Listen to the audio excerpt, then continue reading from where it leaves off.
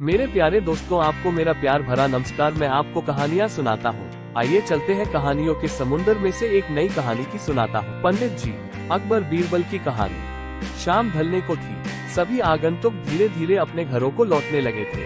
तभी बीरबल ने देखा कि एक मोटा सा आदमी शर्माता हुआ चुपचाप एक कोने में खड़ा है।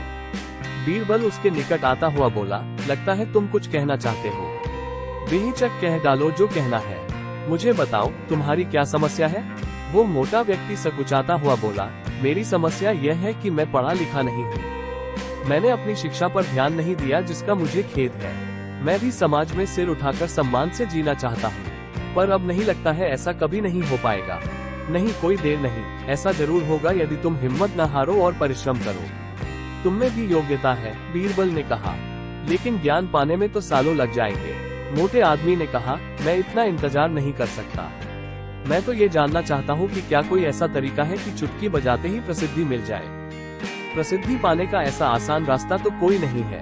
बीरबल बोला, यदि तुम वास्तव में योग्य और प्रसिद्ध कहलवाना चाहते हो तो मेहनत तो करनी ही होगी, वह भी कुछ समय के लिए। ये सुनकर मोटा आदमी सोच में डूब गया। नहीं, मुझ में इतना धैर्य नहीं है। मोटे आदमी ने कहा, मैं तो तुरंत ही प्रसिद्धि पाकर पंडित जी कहलवाना चाहता हूँ। ठीक है, बीरबल बोला, इसके लिए तो एक ही उपाय है। कल तुम बाजार में जाकर खड़े हो जाना। मेरे भेजे आदमी वहाँ होंगे जो तुम्हें पंडित जी कहकर पुकारेंगे। वे बार बार जोर जोर से ऐसा कहेंगे। इससे दूसरे लोगों का ध्यान इस ओर जाएगा। वे भी तुम्हें पंडित जी कहना शुरू कर देंगे। ऐसा होना स्वाभाविक भी है, लेकिन हमारा नाटक तभी सफल होगा जब तुम गुस्सा दिखाते हुए उन पर पत्थर फेंकने लगोगे या हाथ में लाठी लेकर उनको दौड़ाना होगा तुम्हें।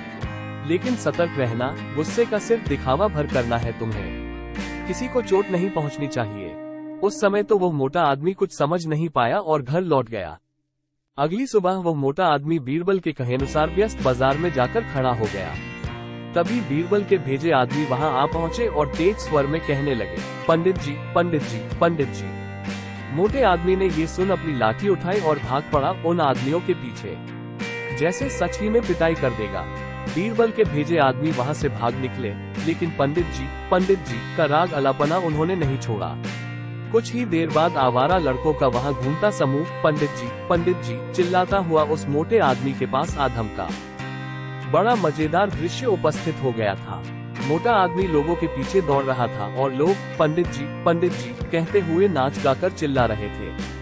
अब मोटा आदमी पंडित जी के नाम से प्रसिद्ध हो गया।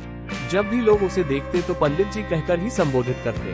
अपनी ओर से तो लोग ये कहकर उसका मजाक उड़ाते थे कि वो उन पर पत्थर फेंकेगा या लाठी लेकर उनके पीछे दौड़ेगा। लेकिन उन्हें क्या पता था कि मोटा तो चाहता ही यही था।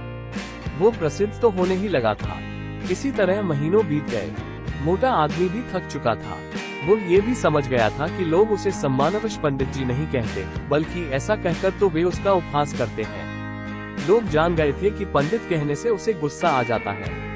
वो सोचता था कि शायद लोग मुझे पागल समझते हैं। ये सोचकर वो इतना परेशान हो गया कि फिर से बीरबल के पास जा पहुंचा।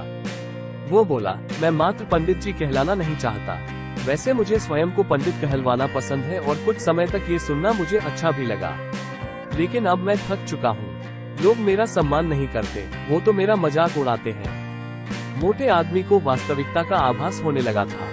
मोटे आदमी को ये कहता देख बीरबल हंसता हुआ ये बोला, मैंने तो तुमसे पहले ही कह दिया था कि तुम बहुत समय तक ऐसा नहीं कर पाओगे।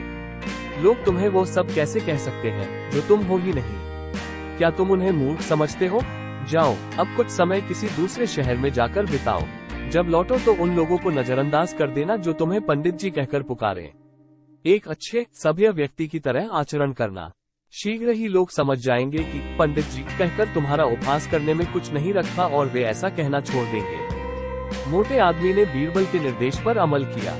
जब वो कुछ माह बाद दूसरे शहर से लौटकर आया तो लोगों ने उसे पंडित जी कहकर परेशान करना चाहा, लेकिन उसने कोई ध्यान न दिया। अब वो मोटा आदमी खुश था कि लोग उसे उसके असली नाम से जानने लगे हैं। वो समझ गया था कि प्रसिद्धि पाने की सरल राह कोई नहीं है।